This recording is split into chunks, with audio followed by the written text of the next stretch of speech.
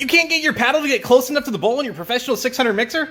Let's fix it. Take a look, we got this beautiful professional 600 here. We're gonna go ahead and raise the bowl up. Ooh, he's using props. So it's hard to see from this camera angle, but this is a 1/4 inch drive here. And if you take that, you can see that there basically is a 1/4 inch gap between the bottom of this paddle and the bowl. This can be very frustrating. It's one of the biggest issues that the professional 600 and Pro 5 Plus machines face. It leaves a lot of unincorporated ingredients because your paddle's this high off the bottom and it's just not picking everything up. Let's come over here to this disassembled base and I'll show you how this mechanism works. So there's actually a height adjuster right here, and if you take a look on this side, there's a lot more material. It's a lot longer than this side, which is only a little short piece. And that is actually connected to this screw right here in the front of the neck. Take a look, as I turn, it spins that around. It only goes a half turn in each direction.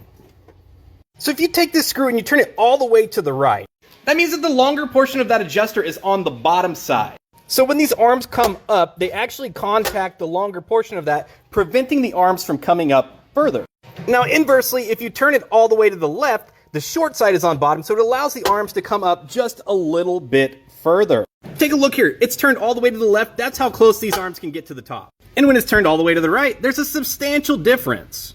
Let's come back to the functioning machine. Like, my finger can almost fit under that. This is turned all the way to the right. Let's get a little lefty-loosey. So we'll go ahead and turn this screw all the way to the left. Like I said, it only goes a half turn. Now don't hulk out on that screw. Like I said, only halfway in each direction. So don't hulk out, you might strip out the screw. I'll take a look at how much closer that's got. Like, my finger gets nowhere near the bottom. It's probably only that high off the bottom now. Now generally the goal is to adjust it to where the paddle just barely passes over and just touches that dime, gives it a little flick on every couple rotations. Now the dime is used as a unit of measurement to ensure that your paddles are just that high off the bottom of the bowl. That way you incorporate all those ingredients, but your attachments don't rub the bottom of the bowl. So if your attachments do rub the bottom of the bowl, they will chip like this. This is what happens when you allow those attachments to hit the bottom of the bowl. They just get chewed up. So unfortunately, sometimes no matter how you adjust this screw, your paddles are still this high off the bottom.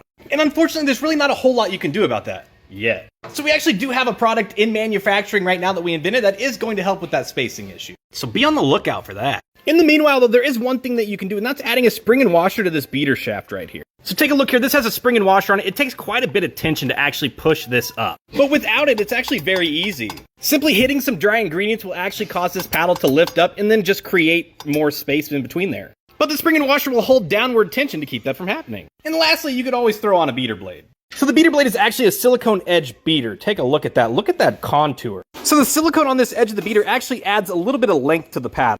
And well, as you can tell, the silicone is actually rubbing the bowl. Take a look at that. And it also does a great job of scraping the sides of the bowl. And the cool thing is that these are actually manufactured for every model of the KitchenAid mixer. Hopefully this helps you calibrate your machine. If you need any of these upgrades, make sure to check out our website, mrmixer.store.